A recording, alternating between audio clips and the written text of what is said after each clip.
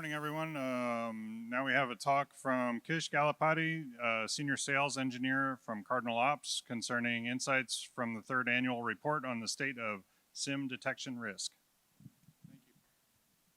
Thank you. Thanks. Thanks for coming here and listening to our talk. So hopefully this will be a good session, and I'll take questions after. So first we'll start with this, this quote: prevention is ideal, but detection is a must, right? So I think that's pretty self-evident. It's great to be able to prevent, but we can't always prevent. So we need to have detection in order to be able to catch the things that we can't prevent. So it's a rough outline of kind of the talk today. First, I'm going to talk about why the SIEM still matters, because I'm sure many of you must have heard multiple times that the SIEM is dead, right? But the SIEM keeps evolving, right? It keeps evolving in terms of kind of the functionality, the architecture, and it's still something that's very relevant in your environments. And then we'll talk a little bit about a new Gartner category that has been recently created that Cardinal Ops has been recognized in, along with others in that space as well. And then we'll get into some insights from the SIEM detection risk report. So this is an annual report that we run, that we generate. This is the third year that we've created this report, and there are some very interesting insights that we'll get into and discuss. And finally, I'll go into a little bit of a platform overview, not so much from a sort of a product placement point of view, but want to give you guys some real-world examples of some of the things that we're talking about in the SIEM detection risk report that we have. So give you some real examples of what we've seen with our customers and how we help solve some of those challenges for the customers. And then we'll open it up to a Q&A. So why the SIEM matters. Dr. Anton Chuakin of Google, who's one of our advisors, he did this poll, I think, last year, and still found that, out of all the people that he polled, SIEM still came up as, pretty high on the list in terms of the single tool that's important for the SOC. So obviously, it's something that's still very relevant, still has a lot of investment into. Many of you probably work at companies that have sunk a lot of investment into your SIEM infrastructures. And Cardinal Ops, our sort of model around that is, instead of ripping out and replacing what you have, we help you to augment and optimize and operationalize that.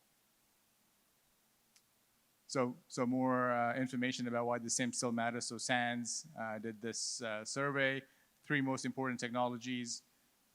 SIEM is still pretty up there. And a couple of quotes from different analysts and SOC, the SANS survey. So automated security control assessment. This is a new area that Gartner recently identified. And they've listed Cardinal Ops. We're the only vendor that's focused around the SIEM, but there's a couple of others in this space. So around security controls and how they've been configured, and assessment tools around that. So there's a lot more information on this on our website. Also, if you come by our booth, we'll have additional information that we can share with you on this. All right, so let's get into the heart of the matter. So the state of SIEM detection risk and the insights from the third annual report. So first of all, what was the methodology that we used to generate this analysis? So we collected metadata from a very large set of production SIEMs. You can see the different SIEM products that we collected data across, so Splunk, Sentinel, QRadar, Sumo Logic. And then we aggregated and anonymized this information, obviously, for reasons of privacy. And this data is all based on enterprise SIEM deployment. So this isn't data that we're kind of making up or some marketing speak. This is actual data that we gathered from our customer base and generated these insights based on that. So in total, we analyzed roughly 4,400 rules. And these SIMs ingested data from a total of close to 1 million log sources across roughly 134 unique log source types, right, across all of these SIMs. So things like Windows event logs, O365, AWS CrowdTrail, et cetera. And then essentially what we do is we boil this down into benchmark data.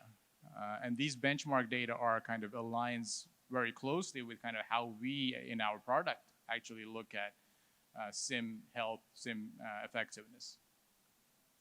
So first of all, we look at the average MITRE ATT&CK coverage score, right? So MITRE ATT&CK is kind of the framework of reference that we use to map all of this information. And it's also the framework that we use within our product as well. Then we also look at what we call a rule and telemetry health score. So the effectiveness of the detections that you have in the SIM. So the first one is coverage. Where do you have coverage? Where do you have detections across the MITRE ATT&CK framework? The second one is how effective are those detections? Are they actually working correctly? And we also looked at what we call security layers. So when we think about MITRE, we don't think of it as a two-dimensional framework. We think of it in terms of 3 dimensions, meaning defense in depth. So we look at the different security layers within your infrastructures that you would have detections for each technique within MITRE. So for example, if you have endpoint, cloud, Windows, those are all different layers within your infrastructure. And it's not sufficient to just have one detection that covers one of those layers for each one of the MITRE techniques. You need to have them in depth. So we looked at that as well. All right, if the clicker will cooperate. There we go. All right. So the first metric, detection coverage score. So what we found across all of these the production SIMs that we looked at is that these SIMs only had detections for 24% of the MITRE ATT&CK framework. So the MITRE ATT&CK framework, as you guys probably know, has 196 techniques. This is based on V13 of the framework, which is the one that we're currently using. And so we only saw detections for 24% of all of those 196 techniques. So, pretty surprising that, the coverage is that low. And this is typically kind of what we see when we start an engagement with a customer and we assess their SIM. This is roughly, what we see as well. So in other words, SIMs are missing detections for almost 3/4 of all the techniques that are out there in MITRE ATT&CK. Right? Then when we looked at telemetry and health score, what we found is that on average, 12% of these SIM rules are broken and they'll never fire. And this is due to a variety of different reasons that we'll get into. So things like their data sources are misconfigured, they're looking for the wrong field, they're looking for something in a field that is no longer being populated because Microsoft decided to change something. So there's a lot of different ways that rules can break. And we found that 12% of rules are broken. So some of the validation checks that our platform does is we look for things like, does the source type exist? Does the index exist? Is the lookup valid? Is it scheduled properly? Is it configured to the detection scheduled to run at the right time? Source types, are they reporting the logs in the past X number of days? Because you can have a rule that's great, but if you're not getting data to feed that rule, it's never going to fire. So index report logs. So I won't go through all of these, but yeah, so we look at quite a lot of different things to validate that rules are healthy, including the syntax of the rules, regular expressions, etc. So this is kind of what we found across all of these different production SIMs that we looked at. And then, detection in depth that I spoke about earlier around security layers, looking at various parts of your infrastructure and making sure that you have detections across those layers in depth, right? So, in security, we always like to have defense in depth. So, what is that? So it's basically we look at the telemetry, the log sources that come in by the type of layer that that log source is sending events in for. And having 5 detections that address 5 different layers for a particular technique is far better than having 100 detections, but they're all looking at the same security layer. So some of the common security layers that we find across these SIEMs, so obviously Windows is up there, it's pretty common. Windows, network, and identity are the big ones. Down below, you're dropping down into Linux, cloud. Cloud is, we see more and more of that. Email. And one thing to note down below is that containers, we only saw roughly around 32% of the detection rules focusing on containers, yet containers are becoming more and more sort of used within environments and becoming a much larger kind of part of the infrastructure. So that was kind of an interesting insight that we found, that monitoring of containers lags far behind, even though the usage of containers is going up. So with all of these insights and the fact that there's low coverage, more broken rules, you might be tempted to think that we can fix this problem by putting more data into the SIEM, right? And I know many of you who operate SIEMs probably hate that idea because you're going to have to spend a lot more money to put more data into the SIEM. And in fact, that's not really the issue. The issue isn't that we don't have data in the SIEM. What we found is that enterprise SIEMs currently already have 94 data that compromises 94% of all the data that we need for effectively looking across MITRE attack. So we don't need to collect more data, but we just need more detections. We need more relevant detections and more effective detections. I think I went back. All right, so in summary, looking across all of these SIEMs from a MITRE attack perspective, we found 24% have detections for only 24% of techniques. And there's enough data that we're already looking at 94% of the data set that's required.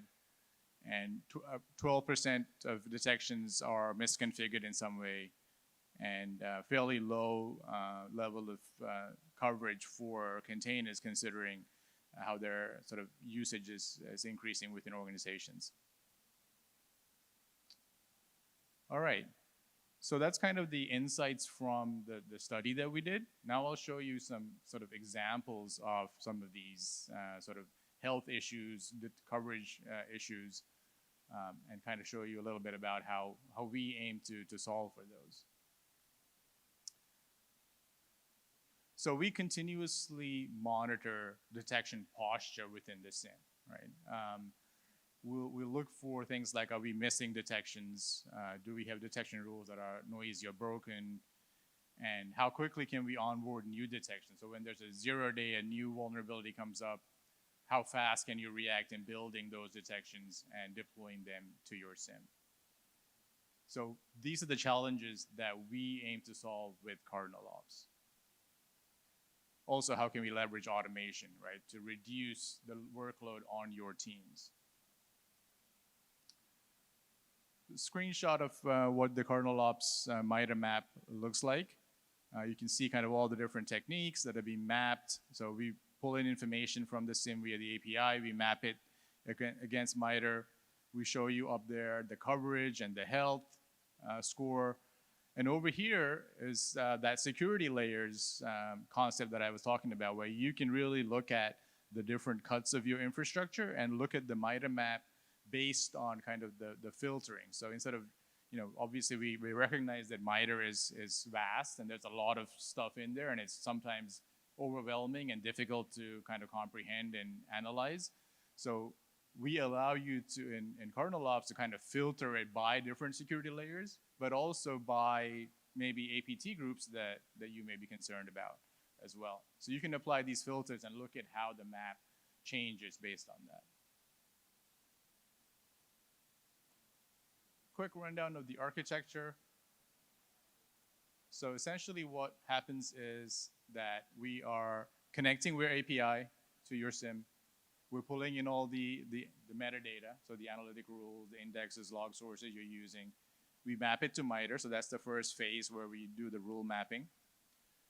And then we run it through a variety of different engines that we have for building new detections, for doing noise analysis, broken rules analysis, and then also for you to be able to test the detections that we provide and the fixes to broken rules that we provide, and a reporting engine. And all of this leverages a curated database that we've built up over time. We have roughly around 6,500 different detections in there, and we're constantly adding to that database. And so we pull from there in order to give you detections to fill out the coverage gaps that you might have in MITRE. And these are the SIEMs that we currently support. And we're always adding additional integrations. So let's take a look at a couple of these sort of issues that we commonly find in SIEMs. So the first example is a coverage issue, right? So there's a missing detection. There's no detection for a specific technique. In this particular case, this is an Office 365 admin application consent. So there's basically an attack vector there, and there's no current detection for that in the SIEM. So we'll provide the rule definition, so the detection that a customer can then test and deploy into their SIEM and become part of their rule base. And it's always provided in the query language that's native to your SIEM and the naming convention of your environment.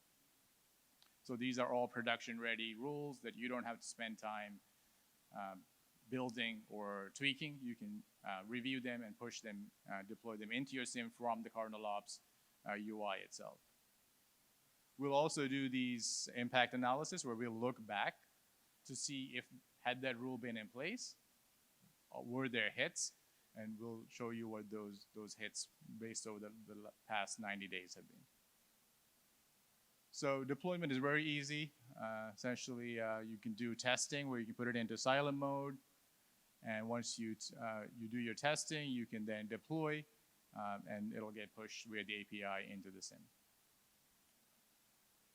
Second example is a broken rule or unhealthy rule where there is a misconfigured detection rule. So this particular rule is using the incorrect regular expression there, where it's looking for some data from XML win event log. And in this case, again, we'll always show you kind of which rules, which techniques that this issue maps to. Here's the automated event analysis, impact analysis, where we'll show you kind of if the rule had been correct, what the hits you would have seen are. We'll also give you the correct regular expression to use. And by just clicking on that resolve button, you can actually push this change back into your SIEM and fix the broken rule that you have.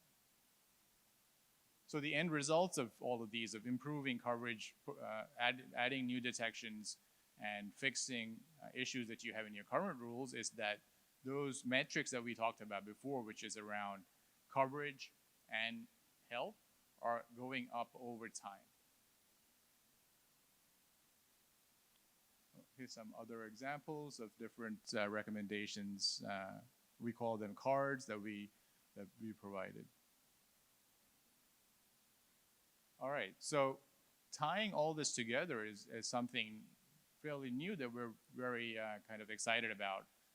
It's what we call the risk dashboard.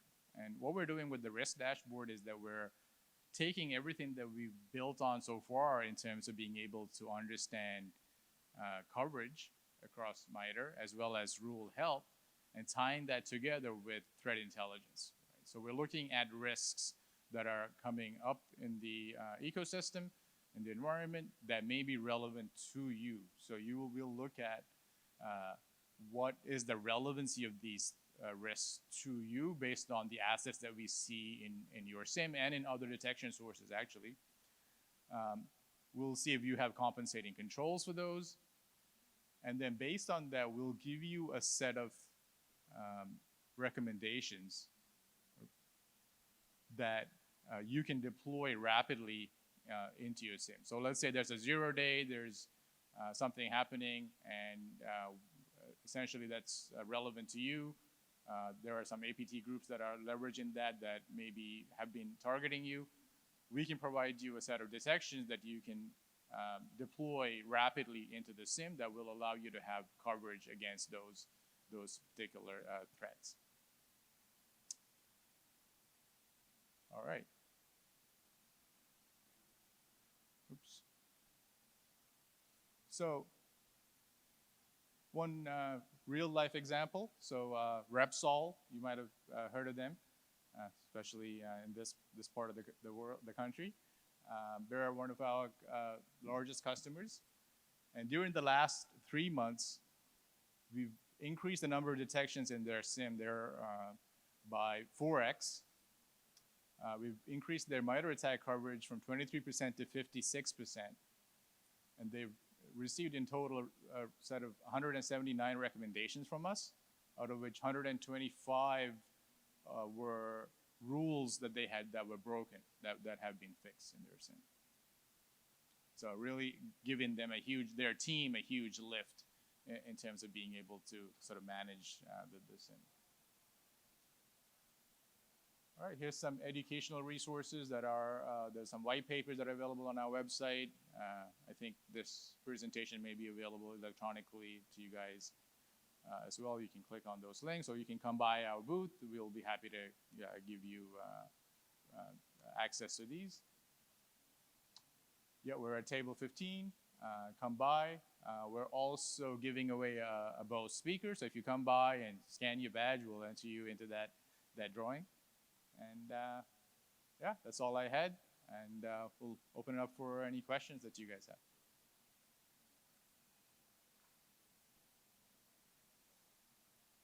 Yeah.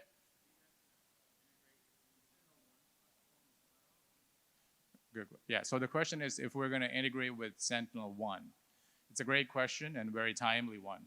So earlier this week, we released what we call security stacks capability within our platform.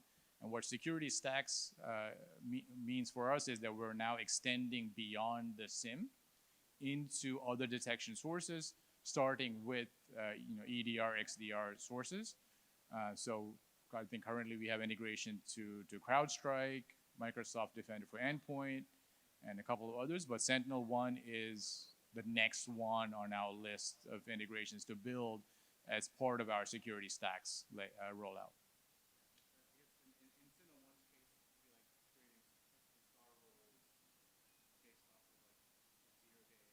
Yeah.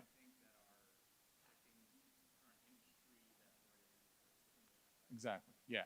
Yeah, and we'll be able to pull all that in and give you a unified MITRE map. So instead of just a MITRE map looking at just the SIEM, you can select all the other products that you want to integrate into that MITRE view and pull all of that in to see kind of an integrated view of the MITRE coverage.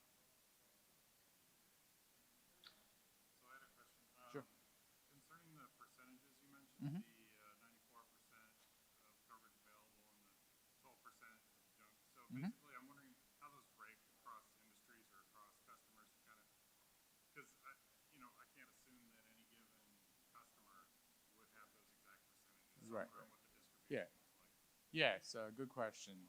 I don't have the answer right at hand, but we did look across. So the customers that we looked at really run the full gamut from customers like Repsol, which are extremely large, all the way down to sort of the mid tier. And yeah, you're right that those numbers are all sort of aggregate numbers right across, looking at all of them. So it probably maps to maturity, I'm guessing, right? Yeah, exactly. Yeah.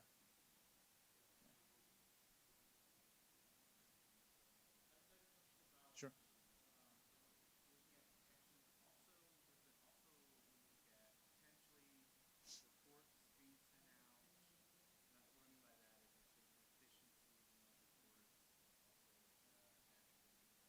Yeah, we do have a reporting capability and dashboards that show you kind of how you're progressing in terms of coverage, health over time, how many detections are being implemented over time. So all of that kind of reporting capability is there.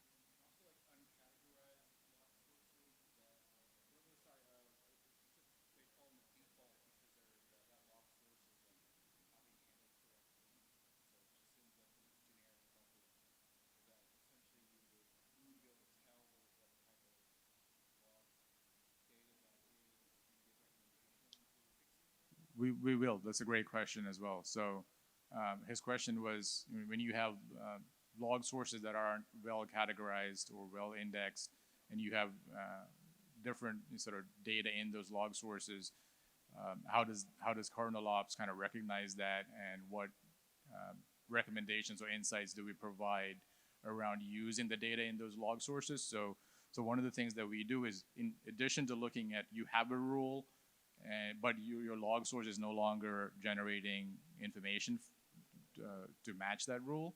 We also look at the reverse, where you have a log source, but you don't have any rules defined against it. So we will then provide you, we'll say, hey, you have this log source, but you're not using it, and here's detections. We'll also look at poorly indexed or uncategorized log sources as well, and say, well, there's relevant information in these that are security relevant to these specific techniques, and we'll provide recommendations there.